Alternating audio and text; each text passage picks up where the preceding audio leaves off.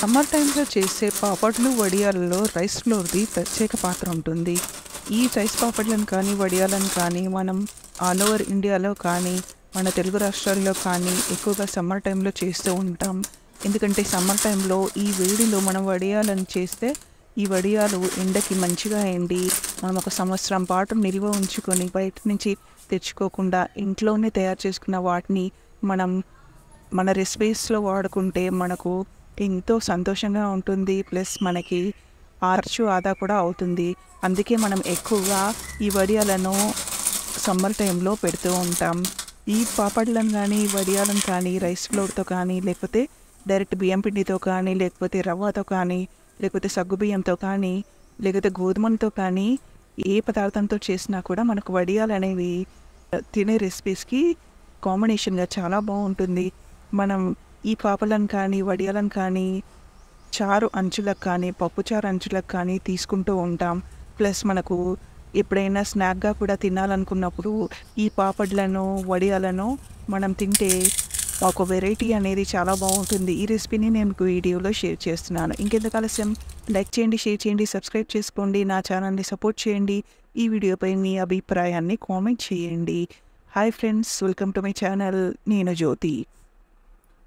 ఇందుకు గాను ముందుగా ఒక పెద్ద గిన్నెని తీసుకుని, అంటే ఒక బొగోనా అంటారు. నాకు ఇక్కడ ఒక చిన్న హాండీ అనేది అవైలబుల్‌గా ఉంది.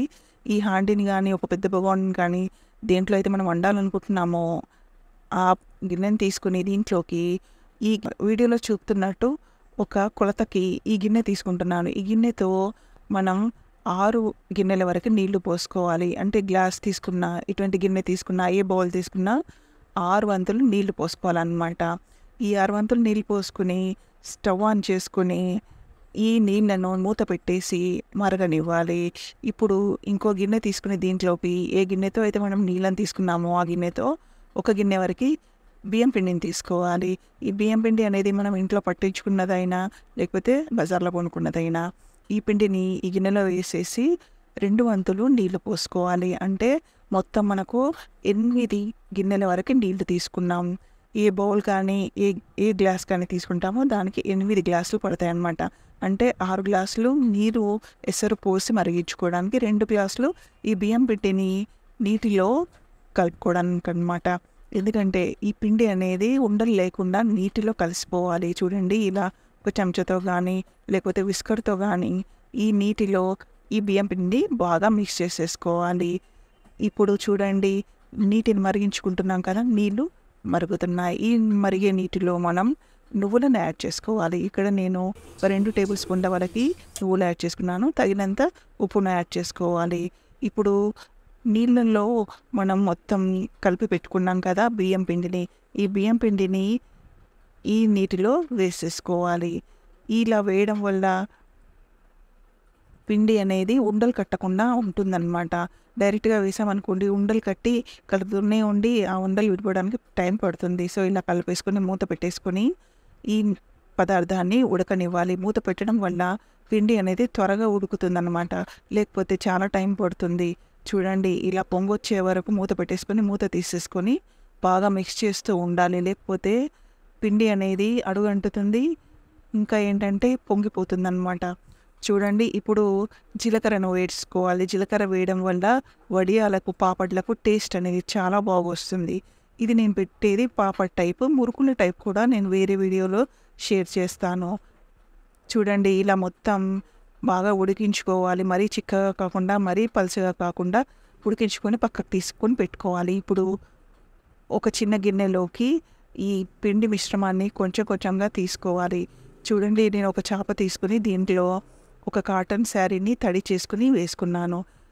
కావాలంటే ప్లాస్టిక్ కవర్ పైన కూడా వేసుకోవచ్చు, కానీ ప్లాస్టిక్ కవర్ అన్‌హెల్తీ కాబట్టి మనం ఇలా ఒక కాటన్ శారీని తీసుకుని తడి చేసుకుని ఇలా వేసుకుని, ఒక చిన్న చెంచాను తీసుకుని ఇలా పాపడ్లలాగా జస్ట్ ఇలా వేసేసుకోవాలి. మరి మనం కొంచెం పిండిని పోసేసుకొని కొంచెం పాపడ్లలాగా అద్దామనుకోండి, మరీ పల్చగా అయిపోతాయి కాబట్టి కొంచెం దళసరిగానే వేసుకోవాలి. ఎండినప్పుడు ఈ పాపడ్లు అనేవి పలచబడిపోతాయి అన్నమాట. చూడండి, ఇలా వీడియోలో చూపుతున్నట్టు చెంచా తీసుకుని ఇలా దళసరిగా వేసుకుంటూ అలా పిండి ముద్దను అలా పోసేసుకుంటే పాపడ్లలాగా వచ్చేస్తాయి అన్నమాట.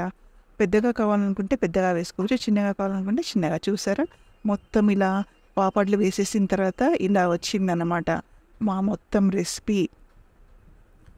ఇలా మొత్తం వేసేసుకొని ఎండలో ఎండే వరకు ఎండనివ్వాలి. నేను అయితే మార్నింగ్ వేసేసి ఈవినింగ్ వరకు ఈ పాపడ్లను అలా ఎండలో ఎండనిచ్చానమాట. చూసారా ఎంత బాగొచ్చాయో. ఈ రైస్ పాపడ్లు అనేవి మురుకుల్లాగా కూడా చేసుకోవచ్చు. అయితే నాకైతే ఈ పాపడ్లే ఈజీగా అనిపించాయి అనమాట. చూడండి ఈవినింగ్ 6 టైంలో ఈ పాపడ్లు అనేవి ఎండకి చక్కగా ఎండిపోయాయి. మొత్తం క్లాత్కి అంటుకోవడం అంటే వడియాలు కానీ పాపడ్లు కానీ మంచిగా ఎండాయి అనమాట. చూడండి ఒకసారి ఇలా మొత్తం చుట్టేసుకోవాలి.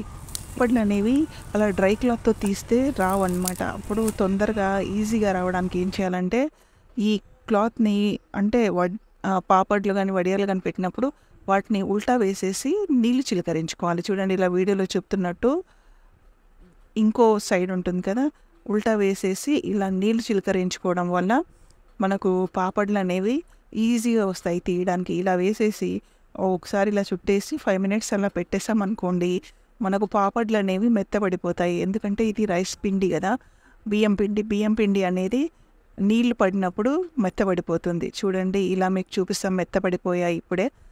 అలా ఈజీగానే ఊడొచ్చేస్తాయి అన్నమాట నీళ్ళు చిలకరించుకుంటే. లేదనుకోండి కష్టం అవుతుంది తీయడానికి. చూడండి ఎంత ఈజీగా వచ్చేస్తున్నాయో, ఇలా వీడియోలో చెప్తున్నట్టు అంత ఈజీగా వచ్చేస్తాయి అన్నమాట.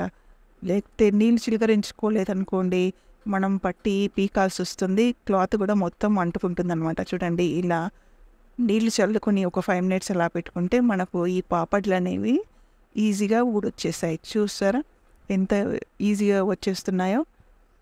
ఇలా చూడండి ఇలా మీకు చూపిస్తాను. ఇలా ఈజీగా మొత్తం పాపడ్లను అలా తీసేస్తే వచ్చేస్తాయి అన్నమాట. ఈ పాపడ్లని ఒక గిన్నెలో పెట్టేసుకొని ఒక 2 డేస్ అలా ఆరనిస్తే మనకు పిల్లపిల్లలాడే రైస్ పాపడ్ అనేది రెడీ అయిపోతుంది. చూడండి ఎంత చక్కగా సౌండ్ ఎంత బాగా వస్తుందంటే ఎంత బాగా ఎండిపోయాయి అన్నమాట ఎండకి. చూసారా ఎంత బాగా వచ్చాయో. వీటిని మనము 1 ఇయర్ వరకు స్టోర్ చేసుకోవచ్చు, అసలు ఏం పాడవకుండా చక్కగా ఒకే టేస్ట్తో వస్తాయి అన్నమాట. చూసారా ఎంత బాగా ఎండిపోయాయో ఎండకి.